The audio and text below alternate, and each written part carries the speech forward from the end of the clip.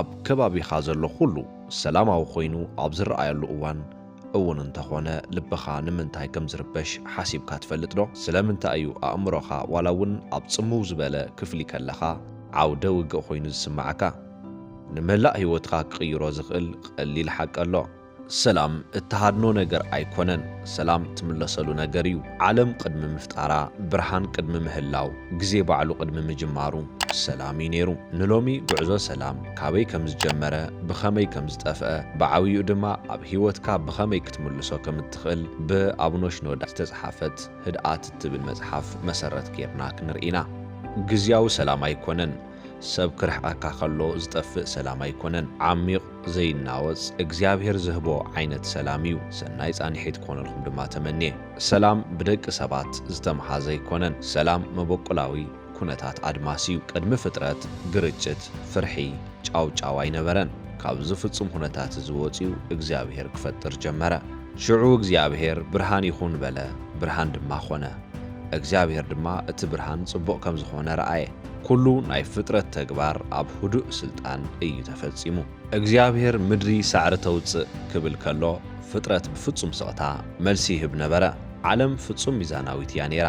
ምዝዋር ምድሪ፣ ምንቅስቓስ ከዋኽብቲ፣ ኣብ መንጎ እንስሳታት ዝነበረ ርክብ፣ ኩሉ ነገር ብሰላማዊ ህርመት እዩ ነይሩ። እቶም እንስሳታት ከይተረፈ ምስ ኣዳም ተስማሚዖም ይነብሩ ነበሩ።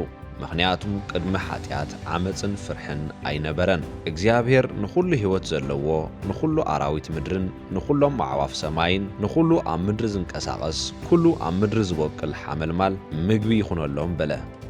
ከምኡ እውን ኮነ። ዓለም ብፍጹም ሰላም ትነብር ነበረት። እቲ ዓብዪ ምኽንያት ድማ ንባህሪ ናይቲ ዝፈጠራ እግዚኣብሔር ስለ ዝንጸባርቕ እዩ።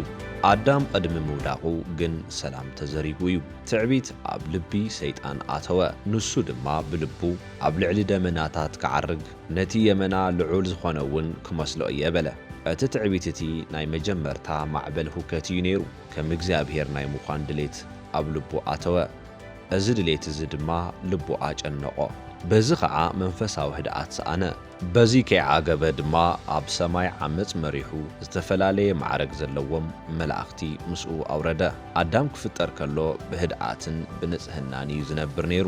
ፍርሒ፣ ሕፍረት፣ ጭንቀት ኣይነበረን። ኣብ ሓንቲ ናይ ዘይምእዛዝ ቅጽበት ግና መሊሱ ሰላም ሰኣነ።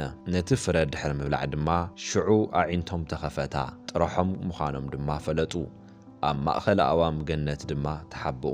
ፍርሒ ኣብ ተመክሮ ደቂ ሰባት ንመጀመርታ ግዜ ኣትዩ። ሕፍረት ንመጀመርያ ግዜ ኣተወ። ጭንቀት ንመጀመርታ ግዜ ኣተወ። ብምቕጻል ድማ ቃኤል ካብ ምቕናእ ተበጊሱ ንኣቤል ቀተሎ። እግዚኣብሔር ድማ ንምድሪ ምስ ሓረስካያ ፍረ ኣይትህበካን እያ፣ ኣብ ምድሪ ድማ ድንጉፅን ኮብላልን ኩን በሎ። ዕረፍቲ ኣልቦነት ማለት እውን ዘየቋርጽ ውሽጣዊ ጫውጫው ኣካል ባህሪ ወዲ ሰብ ኮነ። ነዚ ድማ ዘመናዊ ህይወት ኣዝዩ መድከም ኮይኑ ዝስምዐና፣ ብስራሕ ወይ ብዝምድና ጥራይ ኣይኮነን ውጥረት ዝስምዐና። ወዲ ሰብ ካብ ውድቀት ጀሚሩ ዕረፍቲ ዘይብሉ ፍጥረት እዩ።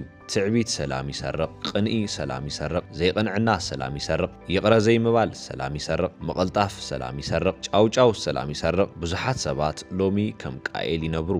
ዕረፍቲ ዘይብሎም፣ ጭንቀት ዝበዝሖም፣ ዝጠራጠሩ፣ ቀጺሉ ኸንታይ ክመጽእ ይኸውን እናበሉ ዝፈርሑ። ነፍሲ ወከፍ ነብሲ ክትሰምዖ ዘለዋ ሓቂ ግን እንሆ እግዚኣብሔር ብዘይ ሰላም ክትነብር ፈጺሙ ኣይፈቅድን። በኣኻ ተኣሚና እያ እሞ እዛ በኣኻ ትእመን ነፍሲ ፈጺምካ ብሰላም ክትሕልዋ ኢኻ። ልብኻ ብፍርሒ ዘይኮነስ ብህድኣት ክትነብር እያ ተፈጢራ። ኣብ ውሽጢ ኩሉ ሰብ ሰላም ናይ ምድላይ ዓብዪ ባህጊ ኣሎ። ኣብ ገንዘብን ሰባትን ኩነታትን ዘይምርኮስ ሓቀኛ ሰላም። ነፍስና ንሰላም ከም መበቆላዊ ቤታ ትፈልጦ። ስለዚ ናይ ብሓቂ ህድኣት እንታይ እዩ? ህድኣት ማለት ስቒልካ ኮፍ ምባል ወይ በይንኻ ግዜ ምሕላፍ ጥራይ ኣይኮነን። ስቕታ ግዳማዊ እዩ። ህድኣት ግን ውሽጣዊ እዩ። ሓቀኛ ህድኣት ዝርከብ ኣብ እግዚኣብሔር ዝውከለ ኣእምሮ፣ ርጉዕ መንፈስ፣ ርጉዕ ልቢ ብምሓዝ እዩ። ሰላም ክርስቶስ ኣብ ልብኹም ይግዛእ፣ ኣመስገንቲ እውን ሁኑ። ህድኣት ናይ ሓደ ሰብ ኣተነፋፍሳ፣ ኣዘራርባ ቃና፣ ንብድሆታት ኣብ ዝምልሰሉ ኣገባብ ይረአ። ኣፉ ዝገትእ ህይወቱ ይሕሉ፣ ከንፈር ዝኸፍት ግና ጥፍኣት ይረኽቦ። እቶም ዝሓየሉ ሰባት እቶም ዓውዓው ዘይብሉን ተመሊሶም ዘይካትዑን እዮም። እቶም ዝሓየሉ ሰባት ካብ ውሽጣዊ ህድኣቶም ተጎቲቶም ክወፁ ዘይኽእሉ እዮም። ልዙብ መልሲ ንቁጥዓ የህድኦ ተሪር ቃል ግና ንቁጥዓ ይለዓዕሎ እቲ ሓቀኛ ፈተና ሰላም ዝፍጸም ህይወት ክትኸብድ ከላ እዩ ዝኾነ ሰብ ኣብ ጽምው ዝበለ ክፍሊ ሰላማዊ ኮይኑ ክረአ ይኽእል እዩ እቲ ሕቶ ግን ክትጽረፍ ከለኻ እንታይ ትምልስ ቁጥዐ ኣብ ልዕሊኻ እንትወርድ ከመይ ትብል ነገራት ሃንደበት ብዘይሓሰብካዮ መንገዲ እንትኸዱ ከመይ ትብል ሓደ ሰብ ብዛዕባኻ ሓስወት እንትዝርግሕ ክጠልመካ ወይ ከየኽበረካ ክተርፍ ከሎ ከመይ ተስተኣናግዶ ብድሆታት ብሓቂ እንታይ ዓይነት ሰላም ከም ዘለካ ይገልጹ ሓቀኛ ሰላም ኣብ ግጭት ርጉዕ ኣብ ተስፋ ምቑራጽ ርጉዕ ኣብ ቅድሚ ህውከት ድማ ከም ኣብ ከውሒ ዝተመስረተ ገዛ ዘይንቀሳቐስ ኮይኑ ይቕጽል ሰላም ኣሓድገልኩም ኣለኹ ሰላመይ እውን እህበኩም ኣለኹ እቲ ኣነ ዝህበኩም ዘለኹ ከምቲ ዓለም ዝህቦ ኣይኮነን ልብኹም ኣይሸበር ኣይፍራሕ እውን ሰላም ዓለም ግዝያዊ እዩ ሰላም ኣምላኽ ካብ ሆቦብላታት የድሕን ከመይ ጌርና መንፈሳዊ ህድኣት ንረክብ ሰላም እቲ ናይ ምንባር ቅኑዕ መንገዲ ምዃኑ እንተዘይኣሚንካ ክትነብር ኣይትኽእልን ኢኻ እቲ እተኣምኖ ነገር ነቲ ናይ ህይወት ባህሪኻ ይቐርጾ ህዱእ ምዃን ብንጹር ክትሓስብን ዝሓሸ ውሳነታት ክትገብርን ይሕግዘካ ህድኣት ክትስእን ከለኻ ኩሉ ነገር ከቢድ ይኸውን እቲ ካብ ኩሉ ምስትውዓል ንላዕሊ ዝኾነ ሰላም እግዚኣብሔር ድማ ንልብኹምን ሓሳብኩምን ብክርስቶስ ኢየሱስ ክሕልዎ እዩ ገለ ሰባት ብጭንቀት እውን ከይተረፈ ይሓሙ እዚ ጭንቀት ድማ ልዑል ጸቕጢ ደም ክፈጥርን ነርቭ ከዳኽምን ይኽእል እዩ ዘይርጉዕ ልቢ ንዓኻን ነቶም ኣብ ከባቢኻን ዘለዉ ሰባት ይጎድእ ሰላማዊ ልቢ ግን ዱልዱልን ሚዛናውን ሓሳባት ይህብ ተፈጥሮ ህዱእ እዩ ንነፍሲ ድማ ህድኣት ይህባ እዚ እዩ ድማ ሰባት ናብ መናፈሻታት ኣታኽልቲ ቦታታትን ሩባታትን ኣኽራንን ዝኸዱ ኢየሱስ ናብ ጽምዊ ቦታ ኸይዱ ይጽሊ ነበረ ንደቀ መዛሙርቱ ኣብ ጥቓ ባሕሪ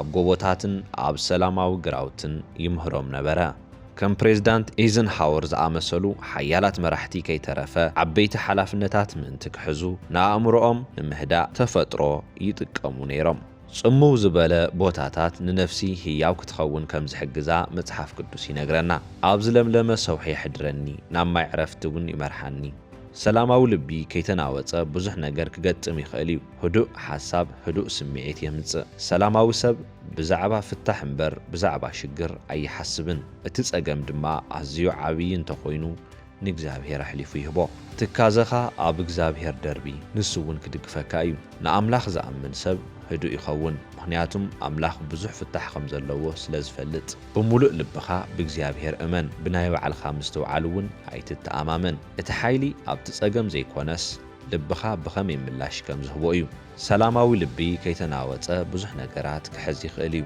ህዱእ ልቢ ህዱእ ሓሳባት የፍሪ ኣብ ክንዲ ኣብ ሽግራት ዘተኮረ መፍትሒ ይደሊ ዝስንብድ ሰብ ይደክም ህድእ ኢሉ ዝሓስብ ሰብ ግን መውፅኢ ይረክብ ወይ ድማ ነቲ ጉዳይ ብተኣማንነት ንእግዚኣብሔር ይገድፎ እቲ ኣዝዩ ዘገድስ እቲ ጸገም ባዕሉ ዘይኮነስ ንዕኡ ትህቦ ምላሽ እዩ ህዱእ ሰብ ንጸገማት ብሓይሊ ይገጥሞም ዝተረበሸ ሰብ ዝኸፍአ ይጽበ ልብኻ ውሑስ እንተኾይኑ ጸገማት ክሰብሩኻ ኣይኽእሉን እዮም ልክዕ ከምቲ እምባ ብእምኒ ክናወጽ ዘይኽእል ንእሽተይ እምኒ ግን ንብርጭቆ ክትሰብር ትኽእል እያ እምባ እምበር ብርጭቆ ኣይትኹን እምነት ዓሚቕ ሰላም እያ ትህብ ሓደ ሰብ እግዚኣብሔር ንኹሉ ከም ዝርኢ ከም ዝሕልዎን ከም ዝመርሖን ከም ዝፈርድ ምስ ኣመነ ፍርሒ ይጠፍእ እዩ እግዚኣብሔር ኣብ ትኽክለኛ ግዜ ጣልቃ ከም ዝኣቱ እንተኣሚንኻ ልብኻ ይዓርፍ እግዚኣብሔር ድማ ኣይሓድገካን እየ ኣይድርብየካን እውን እየ ኢሉ ቃል ኣትዩ ነዚ ቃል እዚ ዝኣምን ሰብ ህድእ ኢሉ ይጸንሕ እምነት ማለት ዋላ ሓንቲ ዘይምግባር ማለት ኣይኮነን ንኣምላኽ ተኣማሚንካ ዝከኣለካ ምግባር ማለት እዩ